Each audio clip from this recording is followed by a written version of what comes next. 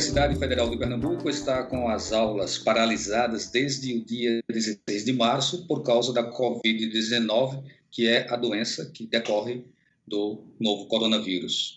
De lá para cá, a reitoria vem acompanhando as orientações da Organização Mundial da Saúde, do Ministério da Saúde e do Governo do Estado, e dando também suporte naquilo que está em sua alçada, né? Como, por exemplo, ações que envolvem o Hospital das Clínicas, programas informativos no núcleo de TV e rádios universitários, o avanço em pesquisas nos laboratórios de saúde e tecnologia, ou seja, há uma série de ações aí que colocam a universidade em sintonia com este momento do país. Então, nós estamos recebendo hoje o reitor Alfredo Gomes, e a primeira pergunta que eu gostaria de passar para o senhor reitor é qual a importância desse envolvimento da universidade em ações de combate ao novo coronavírus. Bom, se trata de uma pandemia, né, de um evento global que tem repercussões profundas para a saúde pública de todas as nações, né, das mais diferentes maneiras, levando a óbito número significativo de pessoas, né. A Universidade Federal de Pernambuco, portanto, está desde o dia 15, quando participamos da reunião do consórcio Universitas PE, as 4 universidades do estado de Pernambuco, mais os 2 IFs, decidimos pela paralisação e, concomitantemente, pelo engajamento para o enfrentamento do novo coronavírus no estado de Pernambuco. Então, a partir desse momento, é de extrema relevância que nós possamos se engajar na realização do diagnóstico, na realização também de ações de profilaxia e também de produção de EPIs. Né? Então, a universidade está efetivamente engajada num conjunto de ações que nós podemos detalhar oportunamente, mais para frente, em face dessa situação de calamidade pública na área de saúde que estamos vivendo. Isso, ao longo do programa nós vamos sim detalhar essas ações, mas eu gostaria de começar o programa destacando a questão do calendário, né? Tem toda uma comunidade aí discente, comunidade também docente, que está ainda sem muita definição em relação ao que vai acontecer com o ano letivo. Quais as informações que o senhor passaria para essa comunidade neste momento? Nós suspendemos, a partir do dia 31, portanto, por tempo indeterminado, as atividades acadêmicas da universidade. Né? Nós não temos nenhuma orientação das autoridades sanitárias que indique, no curto prazo, eu digo 15 dias, a volta à normalidade do convívio social. Então, a Universidade Federal, conjuntamente com outras instituições públicas de educação e demais instituições de maneira geral, está por tempo indeterminado a suspensão, portanto, das atividades. No entanto, seria o reconhecimento de que o mais importante nesse momento ainda é o isolamento social? Isso. A grande mensagem, a mensagem fundamental que nós temos que passar para toda a comunidade, para toda a sociedade, né, é fazer o isolamento social. Essa é a melhor forma de evitar, portanto, a propagação do vírus. Né? Não podemos ser irresponsáveis e estimular, portanto, o convívio nesse momento. É necessário que as famílias e as pessoas tenham consciência e responsabilidade, né, para poder agir de forma coerente com as orientações da Organização Mundial de Saúde e com as orientações também das autoridades sanitárias, do Estado, né, e do Ministério da Saúde de maneira geral. Né? Nós estamos, no entanto, estudando formas de entender qual é esse impacto, obviamente, no nosso calendário e como é que nós podemos tomar ações que venham a implicar digamos assim, em um estudo, né, para o retorno de algum tipo de atividade. Por exemplo, atividades da pós-graduação estrito sensu é uma possibilidade, mas ainda não tem nada de conclusivo do ponto de vista do estudo. Estamos procurando entender mais profundamente como podemos implementar ações que possa voltar por meio de educação à distância, né, as ações das atividades de pós-graduação estrito sensu na universidade. Mas nada ainda definido, se trata de estudo.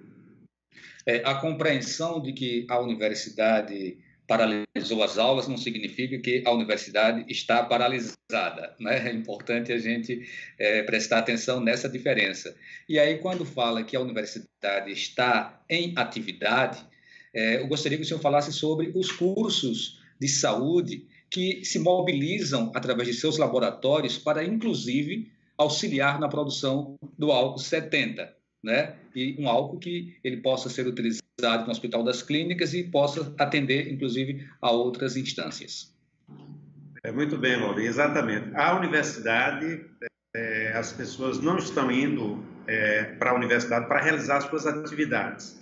Apenas aquelas atividades essenciais são realizadas presencialmente. É o caso, portanto, da segurança da universidade, é o caso da gestão central da universidade, que nós estamos indo lá diariamente. As demais atividades têm sido realizadas remotamente.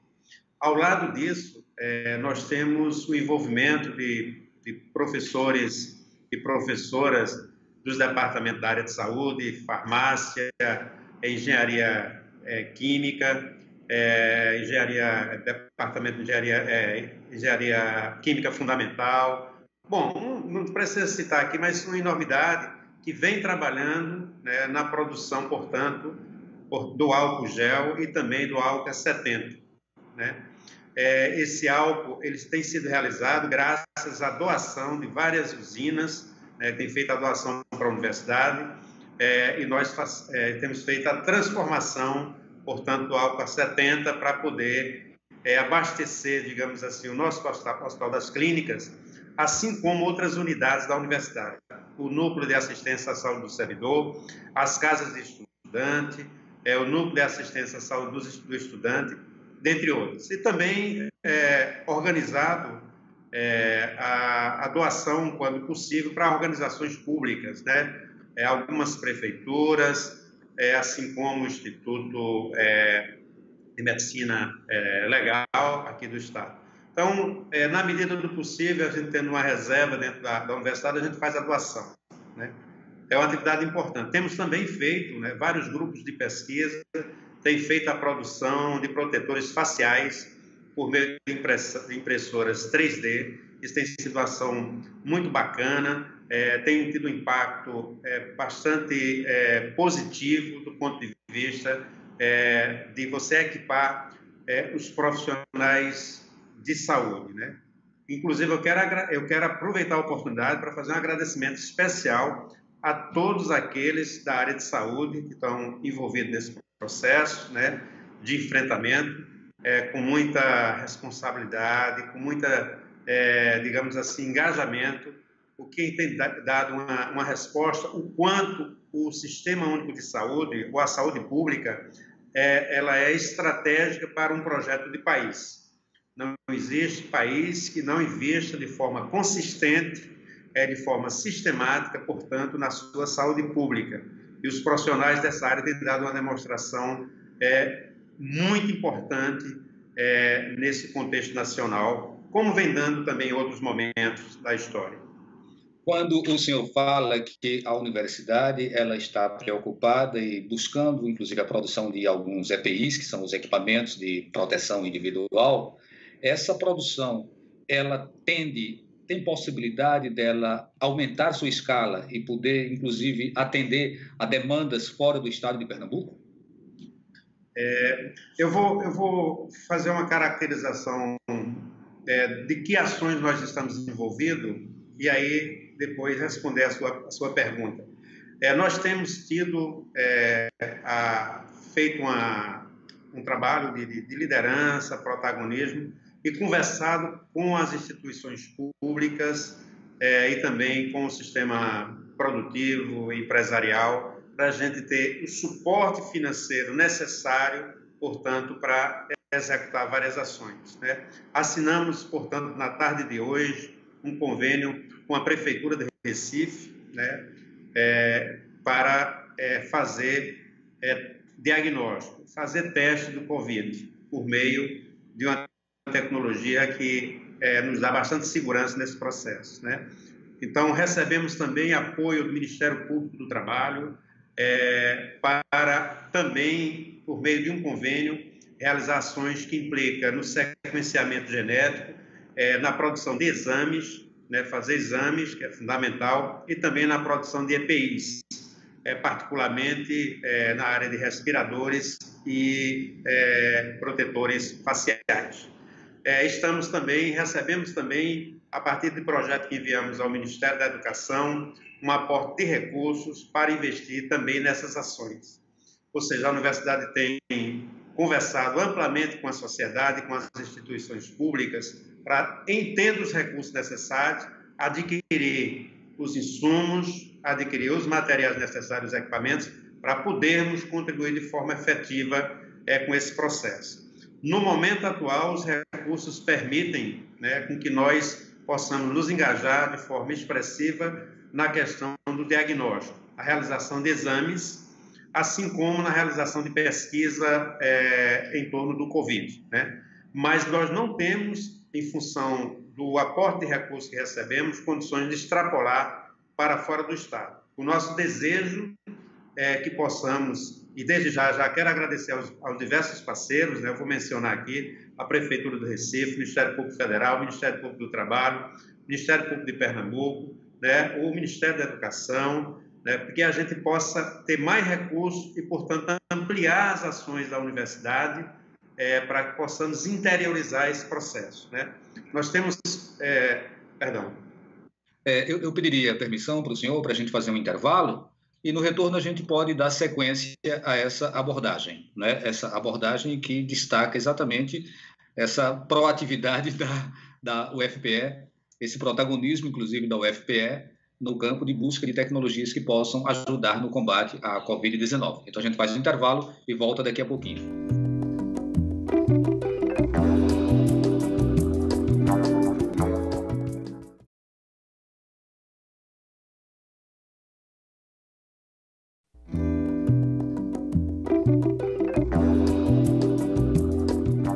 Estamos de volta com o programa Opinião Pernambuco, conversando com o reitor da UFPE, Alfredo Gomes. Reitor, no bloco anterior, o senhor destacava já algumas ações da universidade no sentido da produção de tecnologia, de disseminação, né, de informações, compartilhamento de informações, enfim, é uma proatividade, um protagonismo que é muito bacana aqui para nós que residimos em Pernambuco. Gostaria que o senhor complementasse essa sua fala para depois a gente continuar com mais perguntas. Sim, Valdir. Assim, além dessas medidas que falávamos, né, diagnóstico, a questão de protetores de EPI, produção de EPIs, álcool a 70, álcool gel, também nós estamos envolvidos, né, em produzir e ter programas e campanhas educativas, que é fundamental, portanto, para conscientizar a população da importância de fazer o isolamento social e ter o adequado, né, tratamento do ponto de vista da higiene pessoal para evitar, portanto, a propagação, né? Quando o senhor fala em campanhas educativas, reitor, o senhor, de certa forma, está falando também sobre um arsenal muito importante que a universidade dispõe, que são os seus veículos de comunicação, não é?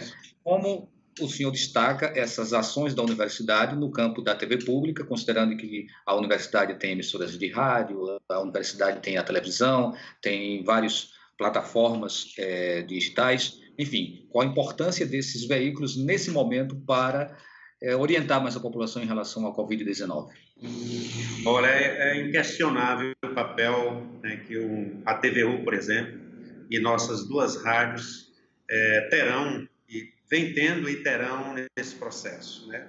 Preciso que nós possamos produzir campanhas e também programas de alta qualidade que informe bem a população a respeito desse processo. a nossa comunicação pública tem um papel de combater diariamente as fake news, porque aqui nós trazemos, obviamente, uma posição e uma opinião qualificada, científica e tecnicamente, né, para orientar a população de maneira geral. Então, é fundamental que possamos continuar com um papel importante que a TVU, né, a nossa rádio AM e a Rádio Paulo Freire dentro desse processo, né? Temos também um núcleo chamado NUTES, né, que vem fazendo um trabalho de excelente qualidade em torno da telesaúde, né? O NUTES recebe, portanto, por meio do telefone, as pessoas que têm dúvidas, as pessoas que estão sentindo alguns sintomas e faz, portanto, a orientação para evitar o deslocamento e fazer um diagnóstico em torno do novo coronavírus, né, a partir dos dados ali que são apresentados com o especialista do outro lado, né? Um serviço importantíssimo da universidade no campo da saúde é exatamente o Hospital das Clínicas, que é um hospital que é laboratório, mas é um hospital que faz uma extensão também para atendimento à comunidade pernambucana. Gostaria que o senhor falasse sobre as ações que vêm sendo desenvolvidas hoje no campo do Hospital das Clínicas, numa proposta de contribuição também para esse combate à Covid-19. O Hospital das Clínicas, e aí com a universidade, né, faz parte do plano estadual de contingenciamento desse processo, né? E nessa quarta-feira nós vamos, digamos assim, entregar à sociedade, né, uma ala do hospital com 22 leitos, né, totalmente equipados, né, para receber pacientes do novo coronavírus. Isso é em associação, obviamente, com o governo do Estado, uma vez que o processo de regulação é vinculado à Secretaria Estadual de Saúde.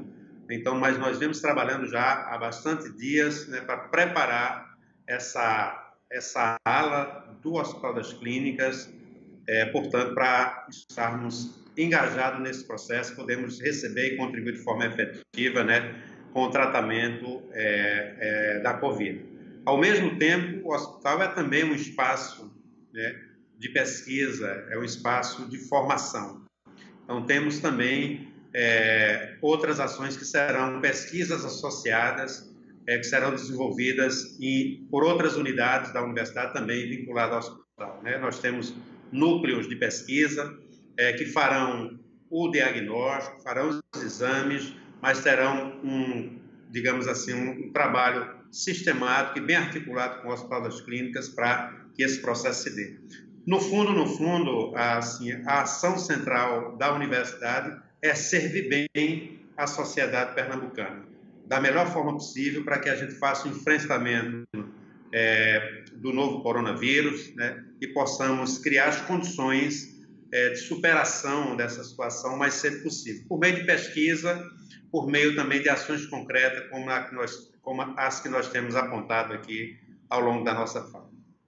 O senhor tem falado de várias ações que apontam para a necessidade de se existir recursos. Num determinado momento, do ano passado principalmente, o governo federal ele determinou o corte de verbas para as universidades, com as medidas de contingenciamento. Essas medidas ainda são um fantasma, ainda assustam. A medida de controle dos gastos públicos também, né, que interferiu nesse processo todo. Isso ainda atrapalha? O senhor acha que isso é problema vencido ou ainda é necessária uma mobilização constante dos reitores, pressionando, inclusive, o Ministério da Educação para que não falte verba para esses investimentos? A grande lição, nesse caso, é de que nós não devemos, portanto, procurar economizar na área da educação, na área de ciência e tecnologia, né? Se nós tivéssemos feito os investimentos necessários e as universidades estivessem melhor equipadas, os programas de pós-graduação funcionando plenamente, nós estaríamos, digamos assim, em melhores condições hoje de enfrentar a situação, claro, claro que necessitando de recursos adicionais. Se trata de uma pandemia, é um fenômeno que sai, digamos assim, dos acontecimentos mais normais. Então, fundamental ter mais recursos para esse processo, né? O MEC liberou, sim, nós apresentamos, conjuntamente com outras, se eu não me engano, 17 ou 19 universidades, projetos ao Ministério da Educação para o combate ao Covid-19. E os recursos já foram liberados, a medida provisória com os recursos destinados às universidades foi publicada semana passada, e nós estamos, nesse momento, lidando com o processo de planejamento e execução, portanto, desse recurso. Isso inclui bolsas para os pesquisadores também, sobretudo os estudantes de pós-graduação que desenvolvem pesquisas nessa área? Envolve recurso para exames, sabe? Fazer exames. Nós temos a pretensão de que, por exemplo, com um valor de aproximadamente 2 milhões e 300 mil reais, nós podemos realizar 16 mil exames, né? Então, assim, nós estamos verificando qual o montante que nós conseguimos junto ao Ministério, mas também com as parcerias junto com o Ministério Público do Trabalho, o Ministério Público Federal, com a Prefeitura do Recife, né, para que a gente possa fazer o maior número possível de exames a partir da aquisição dos insumos necessários, né? Mas, assim, outras medidas também que nós vamos fazer investimento são em projetos de pesquisa, também projetos na produção de álcool gel, como a gente já disse, na questão do teleatendimento, para a gente ampliar essa ação para o interior do Estado, dentre outras ações. A gente está fazendo um planejamento para poder colocar em execução. De qualquer forma, a ideia central, né, é que nós possamos ampliar a capacidade instalada da universidade, né, para realizar, portanto, pesquisa de qualidade, do ponto de vista do impacto econômico, do impacto turístico e também na saúde pública de maneira geral. Heitor, voltando quase um pouco assim lá para o começo, quando a gente falava sobre o calendário, e depois a gente foi falar um pouquinho sobre EAD, né? O MEC orientou que instituições públicas, que instituições de nível superior realizassem as suas atividades docentes de aulas através de mecanismos à distância. Algumas instituições privadas estão fazendo isso. As universidades públicas, elas são mais reticentes. A posição da reitoria da UFPE é de aguardar passar a onda da Covid-19 para poder voltar para aulas presenciais e não adotar o sistema de aula à distância? Nós respondemos ao Ministério da Educação dizendo que nós não poderíamos e não temos as condições atuais para aderir à realização, portanto, da substituição das aulas presenciais por aulas à distância. E a razão, Valdir, é muito simples. Aproximadamente 35% da nossa população estudantil são pessoas que estão em famílias que têm menos de um salário mínimo e meio de renda. Ou seja, na prática, eles não têm as condições necessárias em casa, certo, para ter o computador ou tablet ou outro recurso, e nem também o acesso à internet, ao pacote de internet para acompanhar as atividades, né? Então, nós respondemos que nós não vamos aderir a esse momento. Estamos fazendo também gestões importantes junto com o Ministério da Educação para que seja liberado recursos para a compra de equipamento e contratação, portanto, de pacotes de dados para os estudantes. Aí nós criaremos, sim, as condições para fazer isso. Agora, em relação... Perdão. O senhor pode concluir e depois a gente faz a despedida, que a gente está chegando ao final. Em relação à pós-graduação, que é mestrado e doutorado, como nós temos um número, digamos, em torno de 8 mil estudantes, e as condições, portanto, do curso, ela é diferenciada das aulas da graduação, nós estamos desenvolvendo estudos para verificar a possibilidade, portanto, de retomar as atividades de pós-graduação por meio da EAD. Mas ainda são estudos preliminares, né? Nós vamos aprofundar a compreensão disso e ver como é que nós podemos criar também parcerias, né? Ou com os empresários, ou com as telefônicas, de maneira geral, para que a gente possa ofertar isso de forma qualitativa e o mais isonômico possível. Ok, muito obrigado pela sua participação, reitor Alfredo Gomes. Obrigado, é sempre um prazer conversar com você, né, nesse programa super qualificado. E o Opinião Pernambuco fica por aqui. A todos, uma boa noite e até o próximo.